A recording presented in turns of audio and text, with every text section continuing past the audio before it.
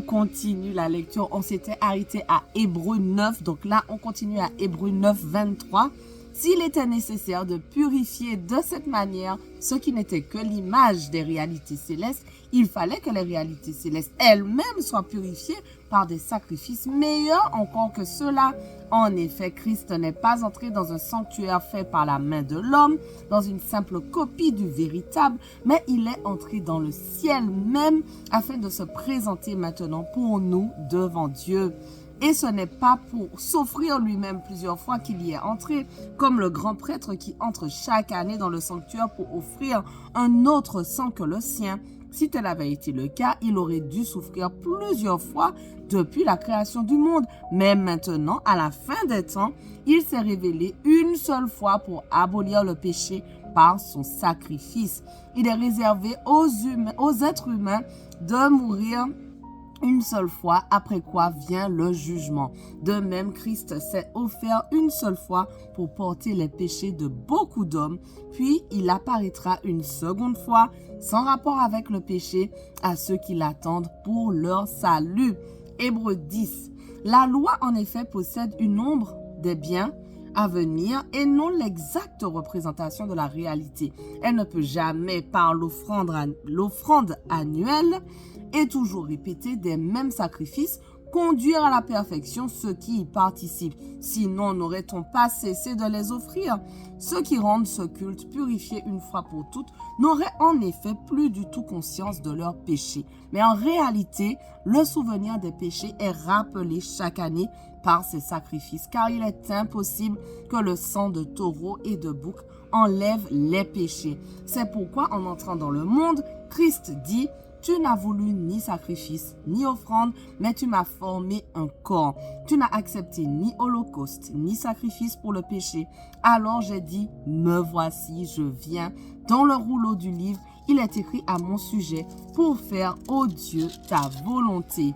Il a d'abord dit, tu n'as voulu et tu n'as accepté ni sacrifice, ni offrande, ni holocauste, ni sacrifice pour le péché, qui sont pourtant offerts conformément à la loi.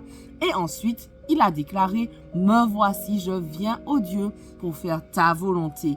Il abolit ainsi le premier culte pour établir le second. Et c'est en raison de cette volonté que nous avons été rendus saints par l'offrande du corps de Jésus-Christ une fois pour toutes. Tout prêtre se tient chaque jour debout pour faire le service et offrir fréquemment les mêmes sacrifices qui ne peuvent jamais enlever les péchés. Tandis que Christ, après avoir offert un seul sacrifice pour les péchés, s'est assis pour toujours à la droite de Dieu. Il attend désormais que ses ennemis soient réduits à lui servir de marchepied. En effet, par une seule offrande, il a conduit à la perfection pour toujours ceux qu'il rend saints. C'est ce que le Saint-Esprit nous atteste aussi, car après avoir dit, voici l'alliance que je ferai avec eux après ces jours-là, dit le Seigneur, je mettrai mes lois dans leur cœur et je les écrirai dans leur esprit. Il ajoute, je ne me souviendrai plus de leurs péchés ni de leurs fautes. Or, là où il y a le pardon des péchés, il n'y a plus à présenter d'offrande pour le péché. Ainsi, frères et sœurs, nous avons par le sang de Jésus l'assurance d'un libre accès au sanctuaire. Cette route nouvelle et vivante, il l'a inaugurée pour nous au travers du voile, c'est-à-dire de son propre corps. De plus, nous avons un souverain prêtre établi sur la maison de Dieu. Approchons-nous donc avec un cœur sincère, une foi inébranlable, le cœur purifié d'une mauvaise conscience et le corps lavé d'une eau pure. Retenons fermement l'espérance que nous proclamons, car celui qui a fait la promesse est fidèle. Veillons les uns sur les autres pour nous inciter à l'amour et à de belles œuvres. N'abandonnons pas notre assemblée comme certains en ont l'habitude, mais encourageons-nous mutuellement. Faites cela d'autant plus que vous voyez s'approcher le jour. En effet, si nous péchons volontairement après avoir reçu la connaissance de la vérité, il ne reste plus de sacrifice pour les péchés, mais une terrible attente du jugement et l'ardeur du feu qui dévorera les adversaires de Dieu. Celui qui a violé la loi de Moïse est mis à mort sans pitié sur la déposition de 2 ou de 3 témoins. quelle peine bien plus sévère méritera-t-il donc, à votre avis, celui qui aura foulé aux pieds le Fils de Dieu, qui aura jugé sans valeur le sang de l'alliance, grâce auquel il a été déclaré saint, et aura insulté l'Esprit de la grâce? Nous connaissons en effet celui qui a dit « C'est à moi qu'appartient la vengeance, c'est moi qui donnerai à chacun ce qu'il mérite. » Il a ajouté « Le Seigneur jugera son peuple. » Oui, c'est une chose terrible que de tomber entre les mains du Dieu vivant. Souvenez-vous des premiers jours, après avoir été éclairés, vous avez supporté un grand et douloureux combat. Tantôt, vous étiez publiquement exposé aux injures et aux persécutions. Tantôt, vous vous montriez solidaire de ceux qui se trouvaient dans la même situation. En effet, vous avez eu de la compassion pour moi dans ma prison et vous avez accepté avec joie qu'on prenne vos biens, sachant que vous aviez au ciel des richesses meilleures qui durent et qui durent toujours. N'abandonnez donc pas votre assurance qui est porteuse d'une grande récompense. Oui, vous avez besoin de persévérance pour accomplir la volonté de Dieu et obtenir ainsi ce qui vous est promis. Encore bien peu de temps, et celui qui doit venir viendra.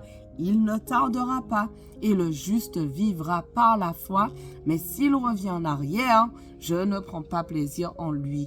Quant à nous, nous ne faisons pas partie de ceux qui reviennent en arrière pour leur perte, mais de ceux qui ont la foi pour le salut de leur âme. Hébreux 11:1. Or, la foi est une ferme assurance des choses qu'on espère et la démonstration de celles qu'on ne voit pas. C'est à cause d'elle que les anciens ont reçu un témoignage favorable. Par la foi, nous comprenons que l'univers a été formé par la parole de Dieu, de sorte que le monde visible n'a pas été fait à partir des choses visibles. C'est par la foi qu'Abel a offert à Dieu un sacrifice plus grand que celui que Caïn. C'est grâce à elle qu'il a été déclaré juste, car Dieu approuvait ses offrandes, et c'est par elle qu'il parle encore bien qu'étant mort.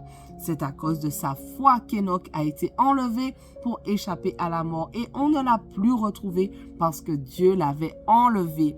Avant d'être enlevé, il avait en effet reçu le témoignage qu'il était agréable à Dieu.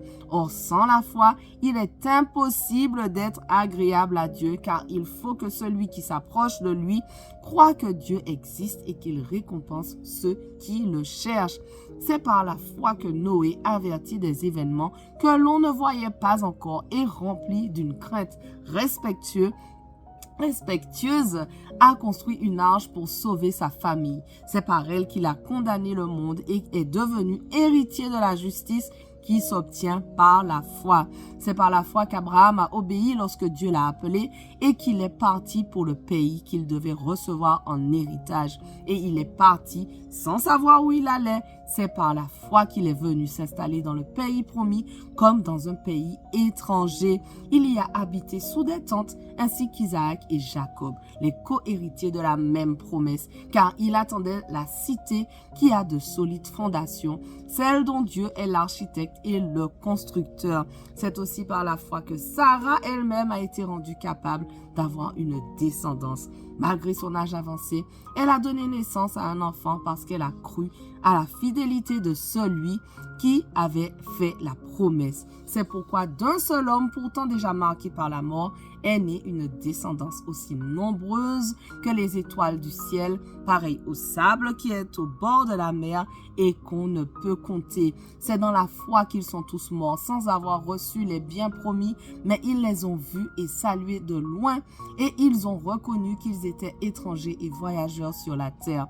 Ceux qui parlent ainsi montrent qu'ils cherchent une patrie. S'ils avaient eu la nostalgie de celle qu'ils avaient quittée, ils auraient eu le temps d'y retourner. Mais en réalité, ils désirent une meilleure patrie, c'est-à-dire la patrie céleste. C'est pourquoi Dieu n'a pas honte d'être appelé leur Dieu, car il leur a préparé une cité. Merci Seigneur pour tous ces exemples de foi que tu nous as laissés dans ta parole. Dans ta parole, je prie que tu nous aides à pouvoir avoir la même foi, cette foi qui peut déplacer les montagnes, cette foi en toi Seigneur. Merci encore pour tous ceux qui sont avec moi dans ce défi. Aide-nous à pouvoir vraiment mettre tout cela en pratique et arriver ensemble jusqu'au bout sans jamais faillir. Au nom de Jésus, amen. Voilà, notre passage du jour touche déjà à sa fin, mais on continue dès demain. On ne lâche rien. Allez, sois bénis.